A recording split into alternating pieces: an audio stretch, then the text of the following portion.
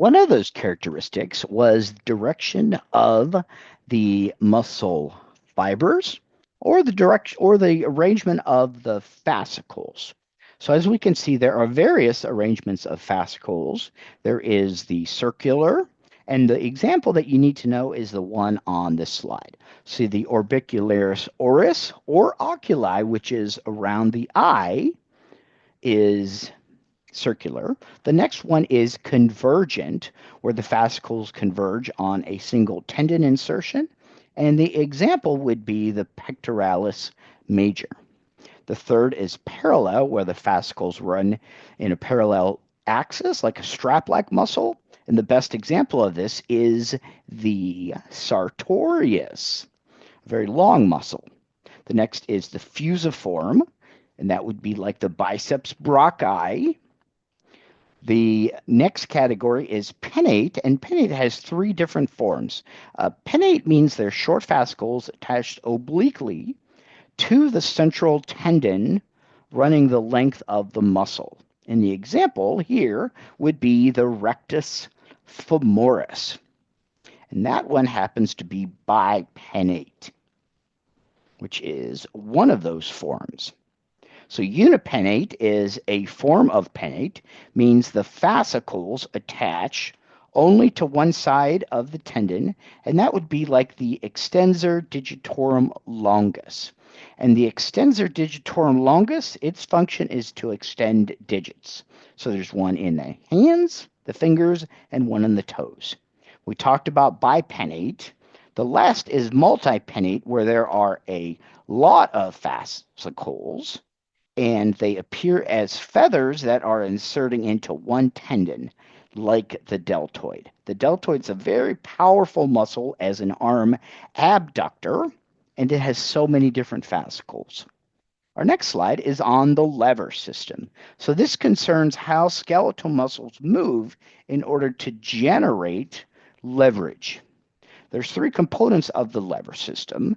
The lever is the rigid bar, which is the bone, and it moves on a fixed point called the fulcrum or joint. The effort is the force, which is often supplied by the muscle contraction. That's applied to the lever to move the resistance, which is the load. So the load is that resistance. Sometimes it's just the bone and tissue, but it could also be added weight if we're lifting a barbell in the weight room, for example. So those fascicles, they determine the range of motion. Oftentimes you'll hear range of motion abbreviated as ROM, and it's the amount of movement which that occurs when the muscle shortens, which you learned about in a previous chapter. The fascicles determine that muscle's power. So long fibers move parallel to the long axis that shortens more, and the power depends on the number of muscle fibers. So bipinnate or multipinnate has the most fibers, and they shorten very little but are powerful. So on our next slide, we'll see the classifications of these lever systems, and you should know the example of each of these lever systems. So the first one here, we see that the load is first, then we have the fulcrum and the effort. So that may be a little memory trick that helps you remember. We can see that this first class lever system raises your head off the chest, and this provides the effort at the atlanto-occipital joint, which is the fulcrum. And that muscle is the sternocleidomastoid. So remember, the sternum and the clavicle are the origins. The mastoid is the insertions. So that's the first class lever system. The second class lever system is exerted when you stand on your tiptoe, and it's exerted by the calf muscles pulling upward on the heel. The joint or the fulcrum of the ball and the foot are the fulcrum. And in this example, we have the fulcrum first, the load second, and the effort third. So that's the second class lever system. And the muscle responsible for this would be the gastrocnemius. The third lever system, which is a very common one, is where the biceps brachii acts as the third class leverage. The effort is exerted on the proximal radius of the forearm, which is the elbow joint, and acting as the fulcrum here. So this third class lever system, we have the load first, then effort, and then fulcrum. And the muscle here is the biceps brachii.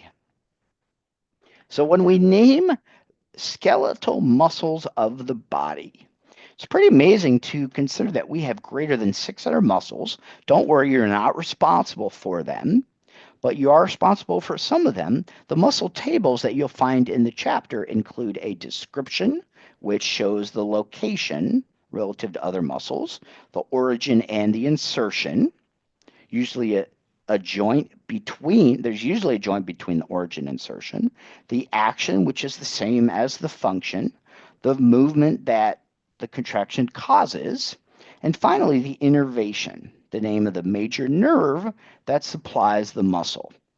So for origin insertion, think of the SCM, which is the sternocleidomastoid.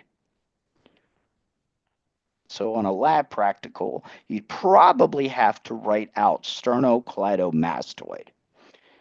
So tips for learning these muscles, it helps to learn them from the muscle's name. Oftentimes the name refers to the body region that you've already learned about.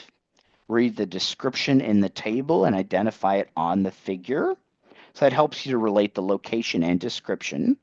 Try relating the muscle's location and attachments to its action. So maybe act out the movement, and also feel for the muscles contracting beneath the skin. So remember, when we talk about origin and insertion, the origin is going to be the part of the muscle that is attached to the immovable bone or the less movable bone. Whereas the insertion is attached to the movable bone. So you can kind of figure those out if you know what the function is of that particular muscle. And usually in the limbs, the insertion is more distal, but that's only in the limbs. So the origin is usually more proximal in the limbs. And this makes sense. This should make sense to most of you because you remember that proximal and distal are only used for the limbs. When we look at the superficial muscles of the body, you are responsible for the large majority of these. Remember that basically in the arm area, we see a group of flexors. When we talk about the thigh area, these are the quads, these muscles, and there's actually one that's a little deeper. We talk about the lower leg. These are going to be extensors because remember, it's opposite of the upper limb. When we talk about certain muscles like the frontalis is where they refer to as frontal belly, just because that's where the majority of the fascicles are. The diaphragm muscle and the intercostal muscles are important for breathing.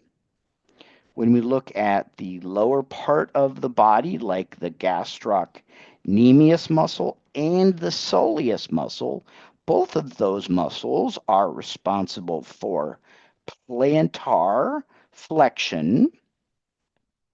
Looking at the posterior view here, Just want to point out a few of these. You're not responsible for some of these, but the levator scapula is an interesting muscle because the name kind of tells you what it does. It elevates the scapula. So that kind of sounds like levator.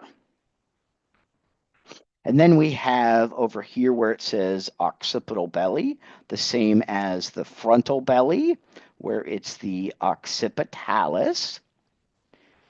The posterior upper limb, remember, is extensors, and it's just the opposite for the lower limb. They are flexors.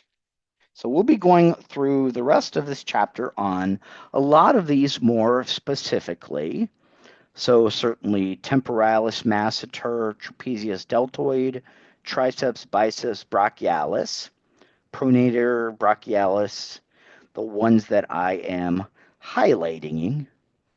Um, so essentially, almost all of them that are on this page, with the exception of the iliotibial tract, the platysma, and the sternohyoid. But the rest of them that I'm highlighting are important to make sure that you know. And again, when we think of groups or families of muscles, it's important that you know the quad group, the hamstring group, and also the rotator cuff group, which I've already mentioned.